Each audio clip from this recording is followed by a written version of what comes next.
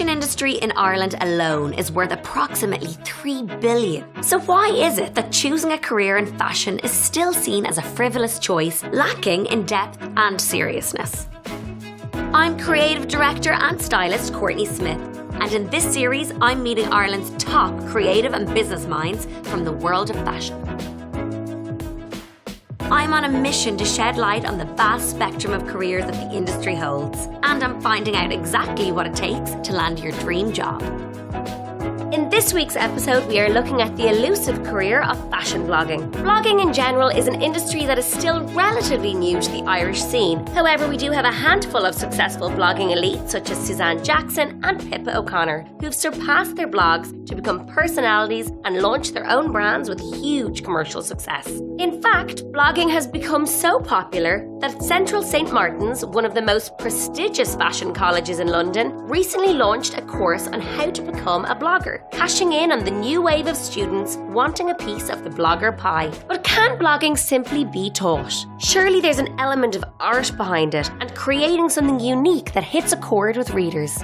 I'm meeting one of Ireland's most successful fashion bloggers, Ciara O'Doherty, who has been blogging for over 8 years, and I want to know exactly how you launch a career as a style blogger. It's definitely a question that I get very, very frequently as well. And I think sometimes the answer is in the question and they're like, how do I start? And you're like, well, just start. And I think with this kind of industry, it's quite new. There's no rule book.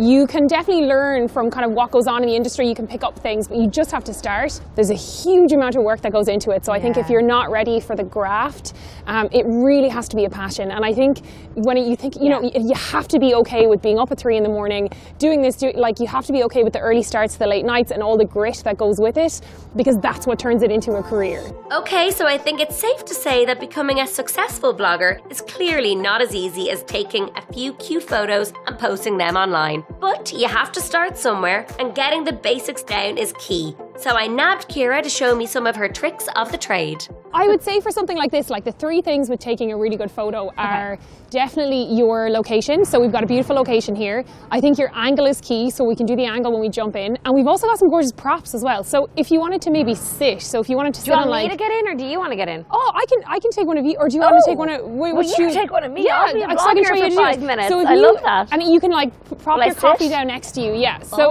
what we're going to try and do is catch a little bit of a candid moment, which it's probably, you know, So do you prefer the more natural kind of? Yeah, I mean, I think so. It's kind of like showing something as if you were caught in the moment of drinking your coffee on the steps, looking cute in your outfit, you know? So I think something like this is perfect. What I'm going to do at angle is I'm going to go a tiny bit lower. This is actually perfect. I'm just going to move here. The lighting. Oh, the lighting here is perfect. This is a great camera. I'm going to do a little bit of a filter on this. It really, really doesn't need much, but I feel like when you pick kind of consistent filters, it works really, really well for keeping the look of your feed kind of uniform. So I popped this one on, but what I'm going to do is just bring it down a little bit to about there, because I don't want even the photos to look overly filtered. So I'm going to edit it just a tiny bit. It really doesn't need that much. I'm just going to pop on a little bit of sharpness here just to make it pop. I find that's a handy little tip. And then you can brighten it or darken it if you need to. Now the lighting on this is great, but I'm going to make it look just a tiny bit moodier, given that it is autumn winter, by just bringing it down just a tiny bit. But I think it's kind of about playing around with it and seeing what looks good to your eye. But I think that this one is good to go. So I'm going to post my photo, but is the caption as important as the photo? Definitely. I think a lot of people forget about their caption. They won't utilize it. It's such a good tool. Caption is like the blog post of today, especially the way blogging is gone. So I would use it as wisely as you can. For me, I like my followers to kind of get to know me a little bit better through the caption. So you can talk about what's going on when the photo is taken. You can talk about something totally unrelated. I think the caption is just as much important as the photo is, so you have to use it properly. We've nailed how to curate a gorgeous Insta feed, but what about the less creative side of blogging? I've hopped across the pond to New York to meet Erika of Retroflame, one of Ireland's biggest blogging exports. She believes treating your blog like a serious business with posting schedules and office hours is the key to international success. When I started off blogging, you know, I knew you from way back in the day, and there was such a smaller group of us, and I think back then you could kind of do whatever you wanted. You know, you could put a blog post live maybe once a week at Instagram whenever you felt like it. But then obviously more and more people started blogging. It became a proper business, and I think from when I saw that happening, I was like, right, I have to get a structure. I have to keep consistent, because I think as soon as you start to think oh, I'm I'm big now, I'm fine, the brands are working with me, that's when you'll start falling down. So with us, like we do blog posts every Monday, Wednesday, Friday. We do videos every Tuesday, Thursday, sometimes on Sundays. And even though it's a lot of work, I do feel that that's what kind of keeps me pushing and allows me to have the US market and still European as well. And do you think that's what sets you apart from other bloggers? I think it definitely is a differentiating thing for sure. I feel like maybe even over here, it's not just Ireland, but it's also in the US. A lot of the girls don't blog anymore. Like they might have started as a blogger and then they just do Instagram now. And it works for some people, but I think for me, I'm not the most creative person in the world. I feel like, believe it or not, I'm very businessy. I can do the creative when I have to, but I think I'd get bored just doing Instagram every single day. It would come to the stage, I'd be like, I need to like write an article or like do something else. So I think having the blog for me just also keeps me interested and me in love with the industry too. I think there's a massive misconception about bloggers and how much work goes into what you do. Give us a little breakdown of the day-to-day life of Erika Fox. I think that's definitely true. For us, I will say every day is very different. So I have a home office, so days usually always start there. And I think unlike maybe some bloggers, we do actually have a schedule. So we start at 8:30 every morning. So like my poor sister, I'm like, it's a 8:30 start. And we work until about 6 every day. I think one thing as well about us is that we do work both in Europe and US. So by the time we get up, all the emails have come in from Europe, and then we have to start the US ones. But the first half of the day is kind of admin, getting on top of things, putting our blog posts live, pushing videos live, and then we'll usually go out and shoot, whether we're doing a video or an outfit shot or whatever it is, and that could take quite long sometimes. I'm sure everyone knows that if they're in the blogging world, it never is too straightforward.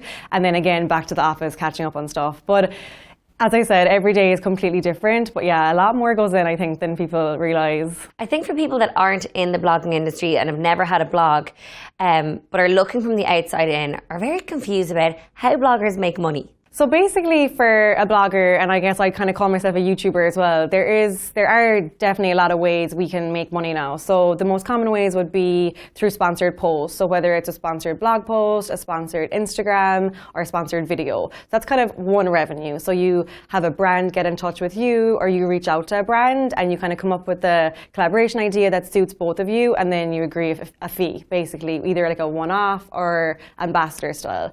Then another way we can make money is through events, so doing different events with brands. And then the third one as well, which we actually do focus quite a lot on, is affiliation links. And through the blog, through videos, obviously with swipe up on Instagram, there's lots of ways you can do that now as well. And I think if you keep it very authentic, your followers are okay with it. Yeah. Because there's kind of a fine line there. But I think if you're super authentic and you're actually showing things that you're wearing and like showing things that you're actually using, or a chair in your apartment, whatever it is, they're like, oh, that's really useful, thanks for showing me the link.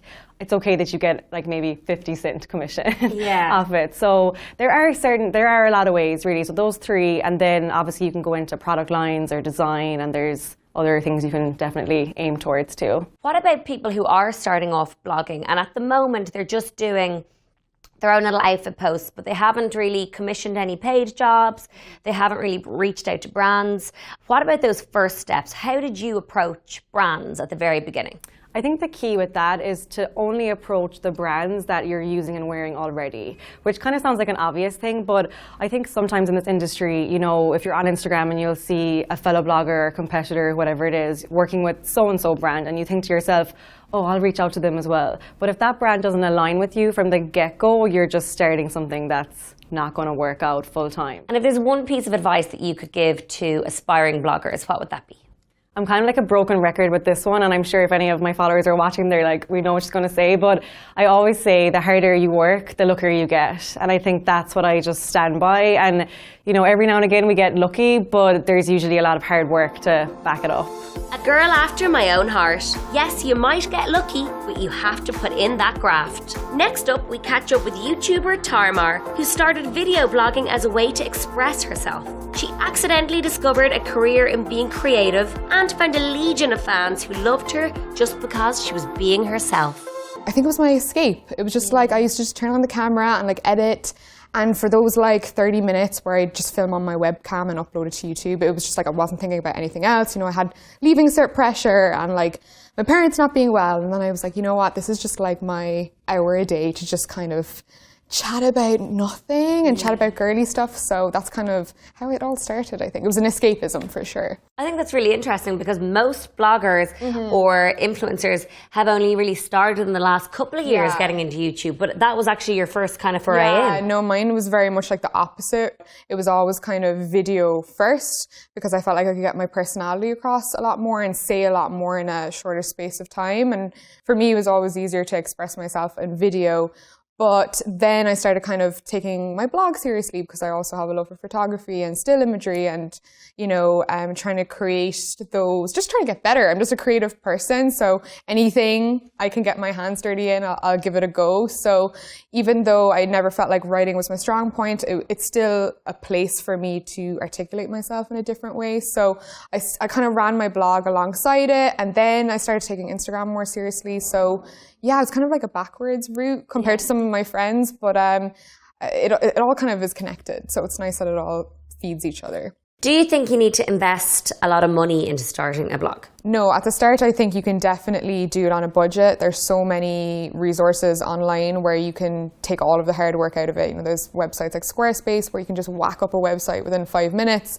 Definitely, it shouldn't be something that costs you a huge amount at the start. You know, you don't want it to be like a hindrance on your budget or anything like that. And at the end of the day, you know, the content does not need to be perfect. It's more about getting your personality across. I think in today's market where it's so saturated, like personality comes before how high quality the photo is and how perfect the lighting is. So not at the start, but eventually if you want to take it more seriously, of course, you know, you have to invest in your own business. It's like any other business. So, you know, hire a photographer every now and again, or if you've gotten an idea, like who's going to help you execute that idea and show people what you can do. For any amateur bloggers out there, what is a pitch and how do you pitch to clients? So for me, pitching was essential because I think a lot of people wait for work to come to them, but for me, it wasn't really an option. So I had to find a way to try and get more clients to work with me. And a pitch is basically just sharing your idea, sharing your concept. I would just put together an email and reach out and be really polite and kind of straight to the point and be like, I'm making a video about this topic. I think it works really well if we could integrate one of your products.